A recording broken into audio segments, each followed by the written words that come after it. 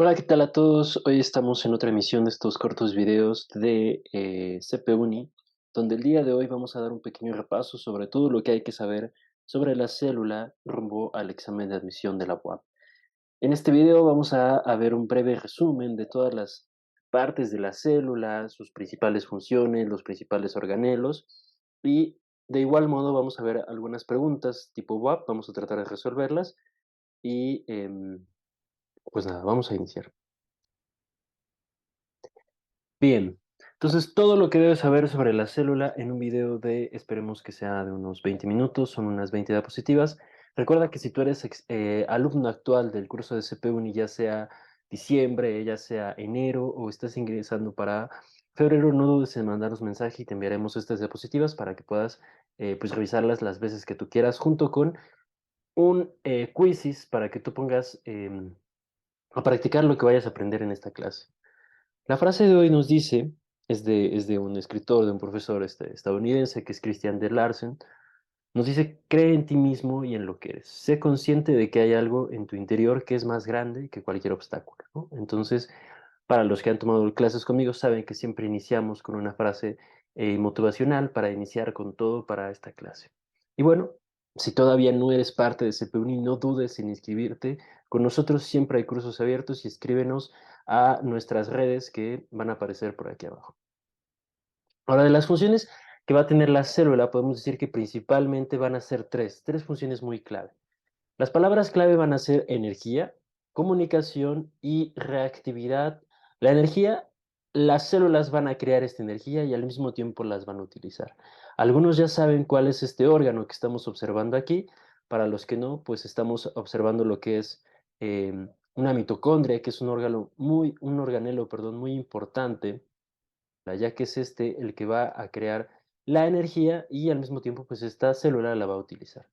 La comunicación se refiere a la comunicación celular que hay entre célula y célula. Esta comunicación se realiza a través de hormonas, o en este caso de esta imagen, la estamos viendo una comunicación del tipo sinapsis, que es una comunicación que hay entre una neurona y otra neurona, y generalmente estas sinapsis pueden ser por neurotransmisores. Hay un poquito más de qué hablar de esto de sinapsis, pero lo veremos en nuestros cursos cuando veamos sistema nervioso en la materia del cuerpo humano.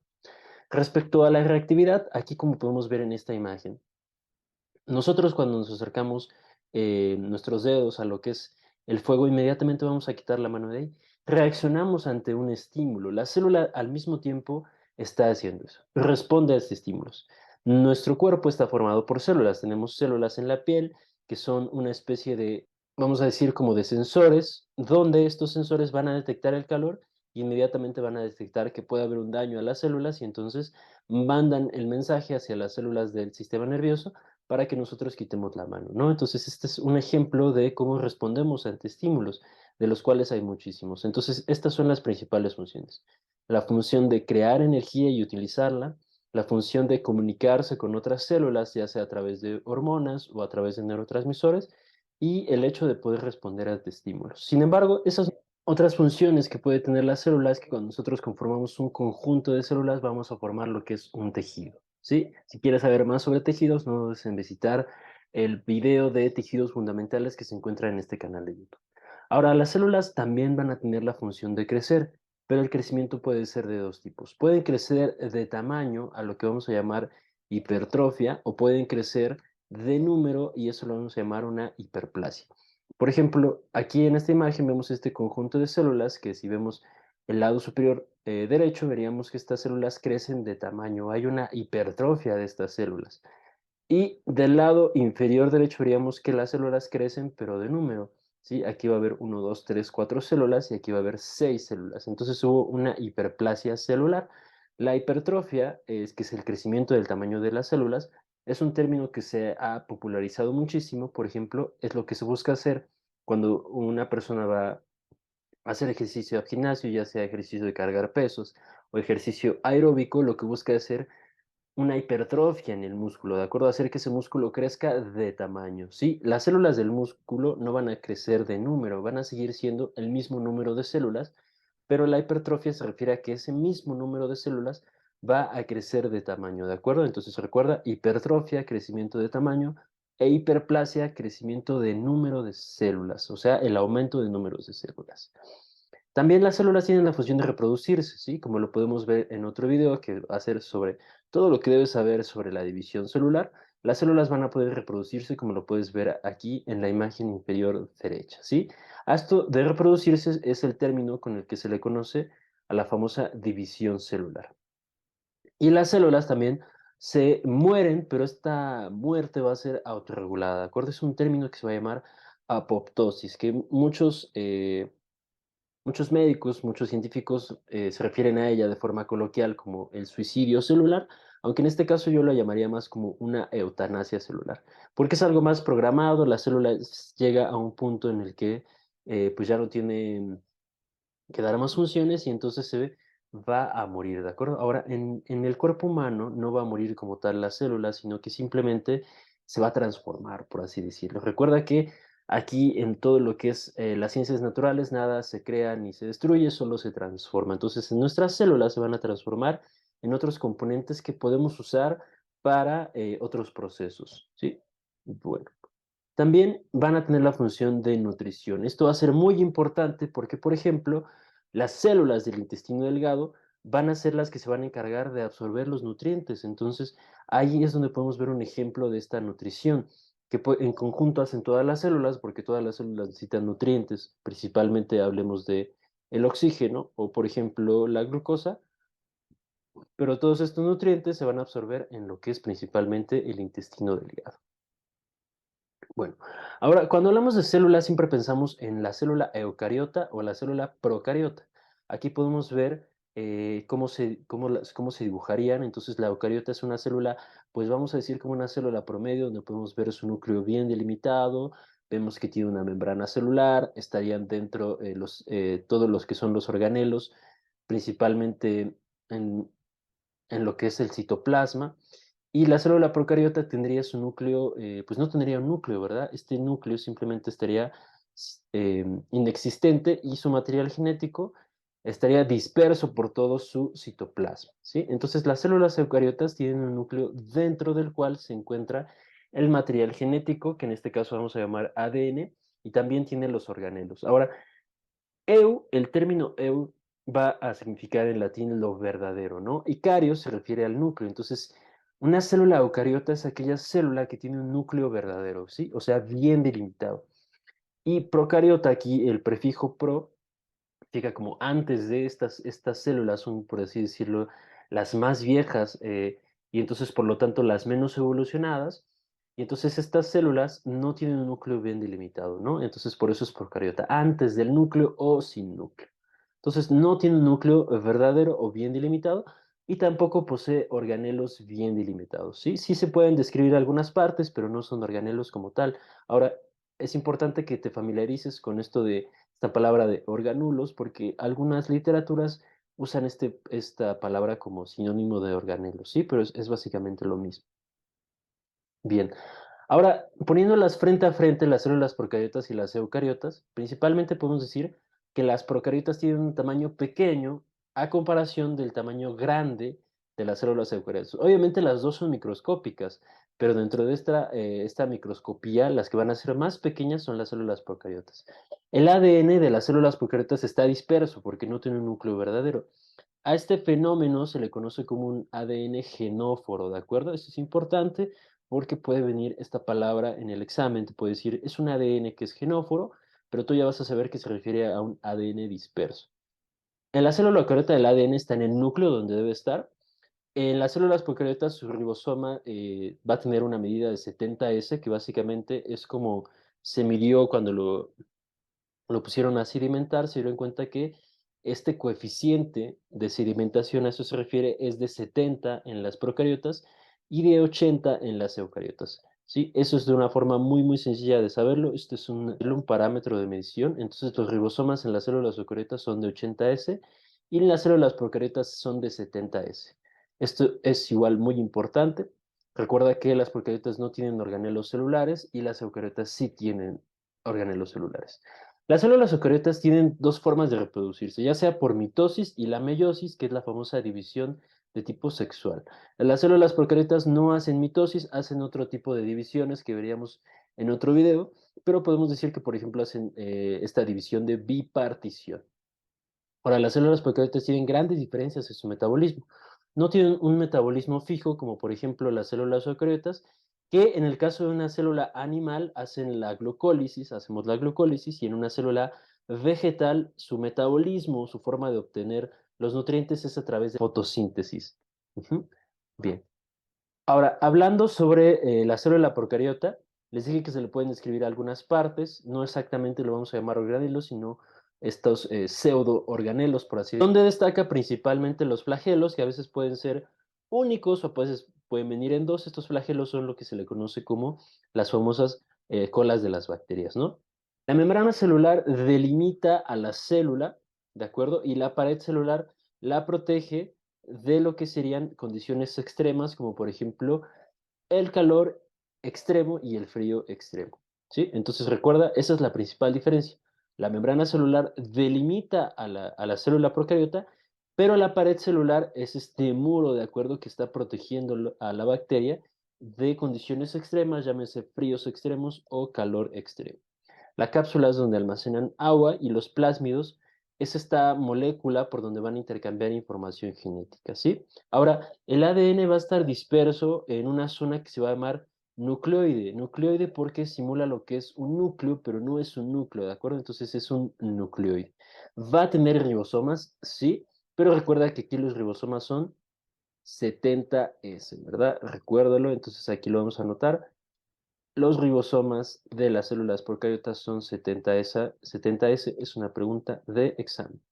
También va a contener el citoplasma y, muy importante, va a contener los famosos pilis, que son estos pelitos que va a tener la bacteria o la célula procariota, que le van a servir para comunicarse con otras células, ¿de acuerdo? Bien, ahora vamos a ver en la siguiente diapositiva un ejemplo de una pregunta que podría venir en el examen de la UAP. La pregunta dice, esto vino en un examen de hace un año, es la estructura que permite la movilidad de la célula procariota y por lo regular se presenta en solitario. Ahora, vamos a ver dos tipos de responder esta pregunta, lo podemos hacer por descarte. Habíamos visto que el pili nos ayuda a comunicarse con otras células, ¿no? Entonces, aquí nos habla de movilidad, entonces descartamos lo que es el pili. Nos dice que el flagelo recuerda que es esta cola que tiene la célula procariota, a veces puede estar en solitario y pues sí le permite como tal ese movimiento, ¿no? Entonces aquí de entrada encontraríamos la respuesta, pero si quieres asegurarte podemos revisar las otras respuestas. Cápsula, sabemos que la cápsula nos sirve para el almacenamiento del agua, entonces la descartamos. La pared celular recuerda que nos protege a la bacteria de lo que son condiciones extremas, entonces efectivamente, la respuesta correcta es flagelo. Otra opción para responder esta pregunta es buscar palabras clave. En este caso, una palabra clave sería movilidad, súper clave sería célula procariota, no olvidar, y también que se presenta en solitario, ¿no? Pero bueno, ahora ya sabes que lo que nos permite movilidad en lo que es la célula procariota, pues es el flagelo que en general viene en solitario. Y tienes una respuesta buena. Bien. Continuando, veríamos la célula eucariota, que recuerda que se divide en animal y vegetal, ¿sí? Entonces ya vimos un prototipo de célula procariota. Ahora, tienes que recordar que dentro de las células eucariotas están las células animales y las vegetales. Las células animales son las que conforman a los seres humanos y a la mayoría de seres vivos, ¿sí? Pero las células vegetales conforman a los seres vivos, como por ejemplo, llámese plantas, llámese vegetales, sí, llámese seres vivos inertes, ¿no? La célula animal y vegetal son dos tipos de célula eucariota, pero van a tener diferencias, como por ejemplo, la célula vegetal va a contener una pared celular, va a contener otros organelos que no están señalados aquí, que son los cloroplastos. Ahora, ya que vimos esta imagen, vamos a ir con las principales diferencias de la célula vegetal. La célula vegetal tiene organelos exclusivos, ¿de acuerdo? Entonces, estos son importantes que nos los memoricemos. Primero está la pared celular. Esta pared celular se forma de celulosa. Y si alguna vez te has preguntado cómo se siente esta celulosa, puedes tomar una hoja de, bueno, sobre todo que cuando es otoño que se caen estas hojas, o si no puedes arrancar una hoja de un árbol y cuando partes esa hoja, eso que escuchas que truena es la celulosa de la pared celular, pues de las células vegetales de esa hoja, ¿no? También va a tener cloroplastos, que estos organelos son muy importantes para la fotosíntesis, ¿sí? Las vacuolas, que es una especie de organelos, como yo les digo que parecen como un tipo de toppers que va a tener la célula vegetal, donde va a realizar el metabolismo y también le va a ayudar a remover productos tóxicos, ¿sí? Recuerda, todos estos organelos que estamos viendo son exclusivos de la célula vegetal. Va a tener también plástidos, que estos van a funcionar como pigmentos, que van a dar color a las células y al mismo tiempo también le van a dar color y calor, ¿de acuerdo? Entonces, al absorber lo que es el color, que generalmente estas células pues son verdes, ¿de acuerdo? Pueden tener principalmente la clorofila, que hacen que sean verdes. También estos plástidos, aparte de darles ese pigmento, o sea, ese color, van a hacer que las células se mantengan en calor, ¿de acuerdo? Ahora, los organelos de las células eucariotas, ¿de acuerdo? Vamos a clasificarlos en membranosos y no membranosos. Aquí tenemos una lista donde del lado izquierdo tenemos a todos los membranosos y del lado derecho a los no membranosos. Esta lista es muy importante que ustedes la vayan memorizando porque en el examen pueden hacer preguntas donde la principal pista sea que estés hablando de un organelo membranoso o no membranoso. De los membranosos, vamos a empezar con los membranosos, obviamente la membrana plasmática, el retículo endoplásmico rugoso y el liso, ¿sí? Ambos, el aparato de Golgi, los endosomas, los lisosomas, las vesículas. Es muy importante que las vesículas tengan membrana porque es en estas vesículas donde se van a trasladar algunas moléculas importantes, llámese proteínas o algunos lípidos. La mitocondria va a tener su membrana, los peroxisomas y obviamente el núcleo va a tener una membrana bien delimitada que es la membrana nuclear. Ahora vamos a ver a los no membranosos. Están los microtúbulos, organelos muy importantes del citoesqueleto. Más adelante vamos a hablar de este organelo. Filamentos, que igual son importantes del citoesqueleto, los centriolos, que van a ser importantes para la división celular, los ribosomas, los proteosomas, el citoesqueleto, que ya sabes que se conforma de estos primeros tres, y el nucleolo no van a tener membrana. Ahora, un tip que les puedo pasar es que los no membranosos en su mayoría son plurales, ¿no? Microtúbulos, filamentos, centriolos, ribosomas, protosomas, son en su mayoría plurales, ¿no? Y recuerda que el citoesqueleto se conforma de microtúbulos, filamentos y centriolos, ¿sí? Ahora, en su mayoría los membranosos van a ser únicos, por ejemplo, la membrana plasmática, la mitocondria y el núcleo, ¿no? Hay excepciones como por ejemplo peroxisomas, las vesículas, los lisosomas y los endosomas, ¿sí? Entonces ese sería como el tip que les puedo compartir. Más adelante vamos a ver características de cada uno de ellos, pero a veces es importante memorizárselo, ¿sí? Bien. Vamos con la membrana plasmática. La membrana plasmática tiene la función de delimitar, contener y proteger a las células.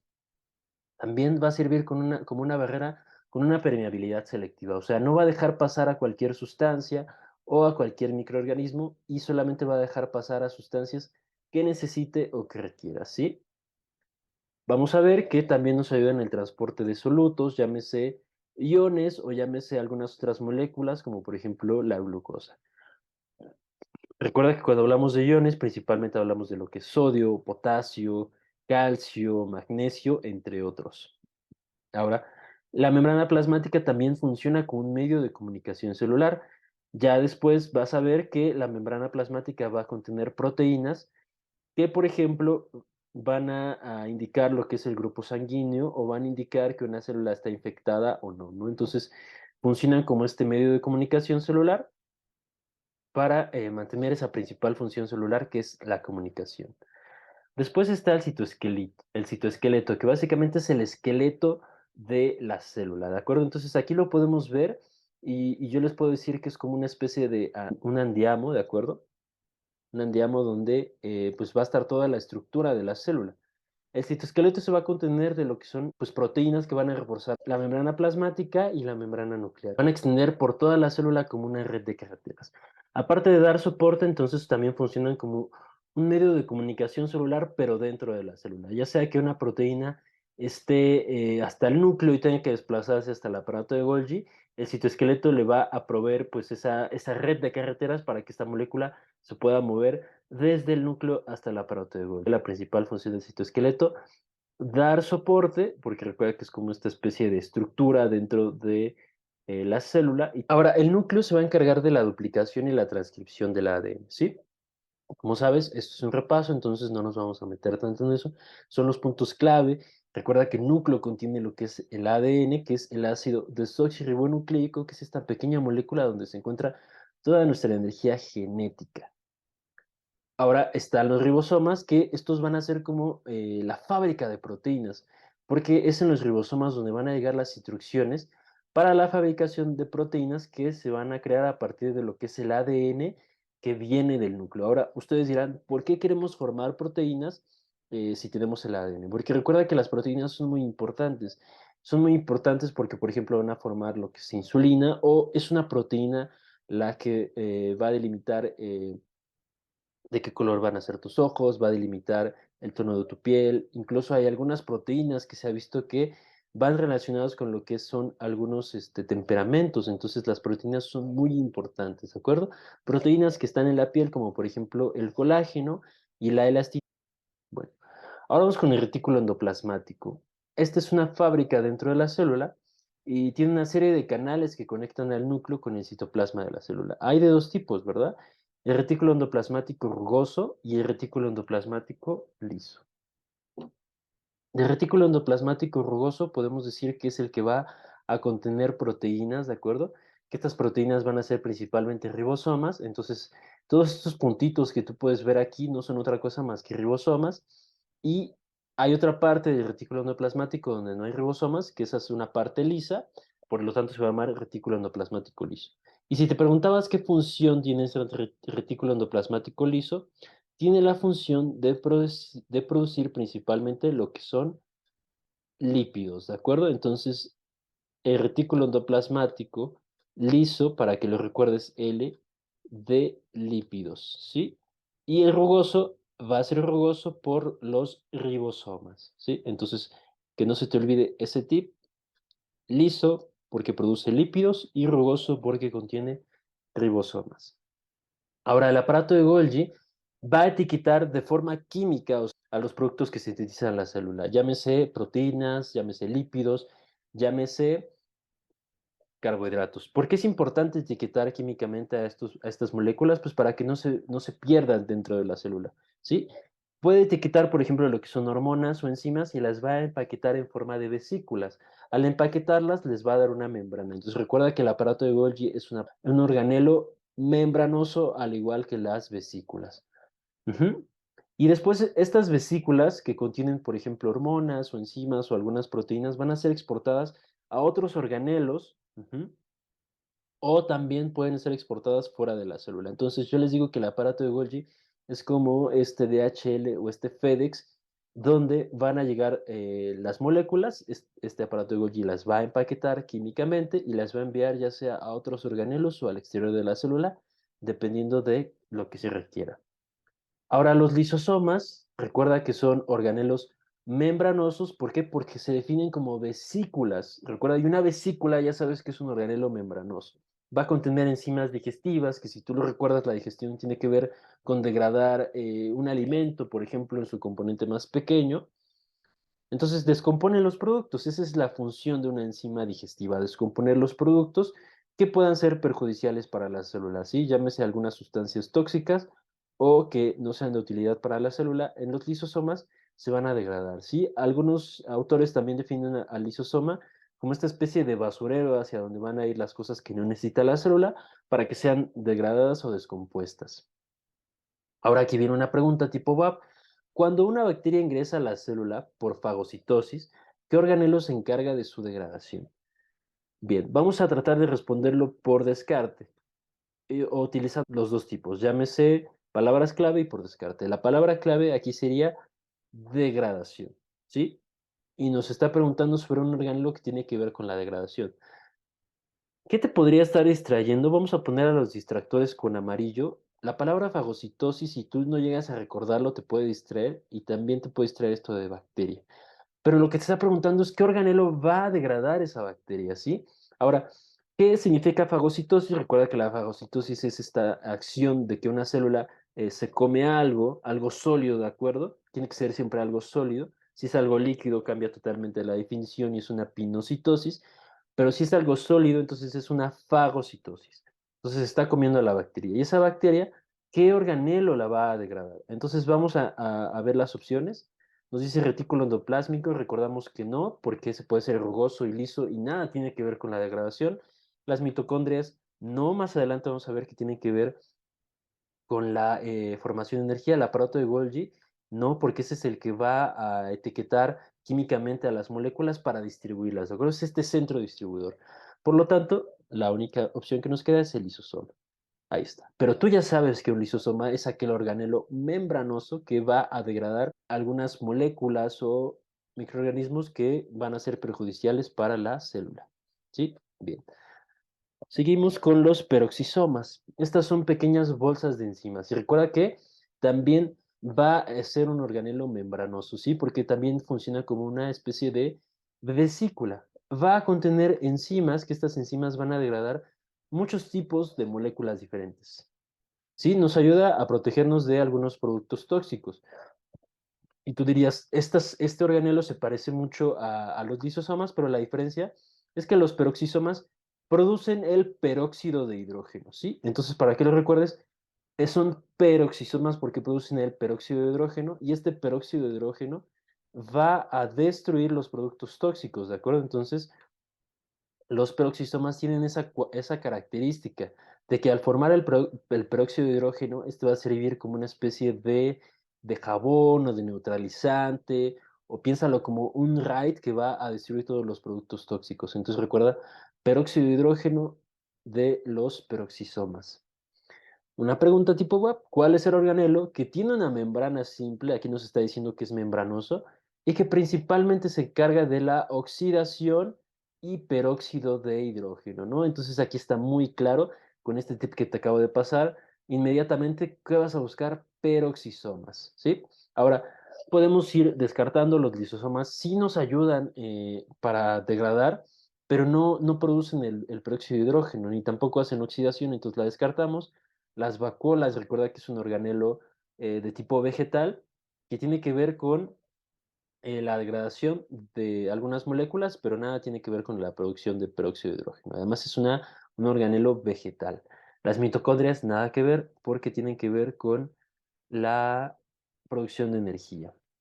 Bien, hablando de las mitocondrias, estas van a descomponer moléculas orgánicas como por ejemplo la glucosa, ¿sí? Entonces, al descomponer la glucosa, van a obtener lo que es la energía, ¿verdad? Y esa energía se va a traducir en la molécula que conocemos como el famosísimo ATP. Entonces se extraen esa energía, como por ejemplo la energía que podemos extraer de la glucosa o de algunas otras moléculas orgánicas, como por ejemplo el piruvato, van a transferir toda esa energía a una molécula que funciona como una especie de moneda de cambio, que es el ATP, ¿sí? El ATP es esta especie de moneda de cambio que va a usar la célula para poder obtener energía, ¿sí? Entonces el ATP es sinónimo de energía y por cierto preguntas, significa ATP, ATP significa adenosín trifosfato, ¿sí? Bueno, continuamos. Ahí está. Entonces, la mitocondria podría ser como esta especie de comisión federal de electricidad dentro de la célula. Bien, ahora vamos con otros organelos ya para terminar. De este lado te los separé en membranosos o no membranosos. Aquí te lo está indicando y te dice sus funciones. Las vesículas, ya las habíamos visto, tienen que ver con la endocitosis y la exocitosis. La endocitosis es básicamente eh, el poder ingresar una una molécula dentro de la célula. Para que esa molécula pueda ingresar, va a necesitar ayuda de una vesícula, o una exocitosis es cuando sacamos una molécula. Ya sabemos que puede llegar una proteína al aparato de Golgi. El aparato de Golgi la etiqueta químicamente, la coloca dentro de la vesícula y la exporta fuera de la célula. Entonces eso se le llama exocitosis. Exocitosis es cuando exportamos una proteína dentro de una vesícula, y endocitosis es cuando nosotros importamos, por así decirlo, una molécula dentro de la célula, pero siempre lo hacemos con ayuda de una vesícula. Entonces, estas vesículas son como una especie de medio de transporte por donde podemos exportar e importar moléculas. Ahora, los microtúbulos van a ser no membranosos y son elementos muy importantes del citoesqueleto, ¿sí? Nos van a ayudar a darle esa función de soporte o van a formar lo que decíamos que es el citoesqueleto, que son estas carreteras por donde se van a transportar diferentes moléculas. Los centriolos son de tipo no membranosos y son un par de estructuras cilíndricas que van a ser muy importantes en la división celular. Sí, este es un dato de vital importancia. Ahora, los proteosomas también son de tipo no membranoso y estos van a ser complejos de proteínas que van a degradar enzimáticamente, o sea, a través de enzimas, proteínas dañadas, ¿sí? Cuando una proteína llega a formarse y llega a estar pues mal formada, ya sea que tenga algún defecto en algún aminoácido, esa proteína no la vamos a destruir, sino que va a llegar a este proteosoma, ¿de acuerdo? Que yo lo puedo ver como una especie de trituradora, donde esa proteína se va a triturar para volver a hacer lo que es un conjunto de aminoácidos, pero ya no van a estar unidos, ¿de acuerdo? Entonces se tritura esa proteína dañada y después esos aminoácidos se vuelven a reutilizar, porque recuerda que aquí en las ciencias en general, nada se crea ni se destruye, simplemente se va a transformar. Bueno, eso sería todo por el día de hoy. Si tienen alguna duda o comentario, no duden en escribirnos a nuestras redes que aparecen en este momento. Recuerda que esto solo fue un repaso y si quieres seguir poniendo a prueba tus conocimientos, no dudes en inscribirte con nosotros y igual vamos a ver si estos videos funcionan. Vamos a hacer un video de todo lo que debes saber sobre lo que es división celular, todo lo que debes saber sobre metabolismo celular, dependiendo de cómo nos vaya con este video. Así que por favor nos ayudas muchísimo compartiendo este video y compartiendo también nuestras redes. Muchas gracias y nos vemos en clases.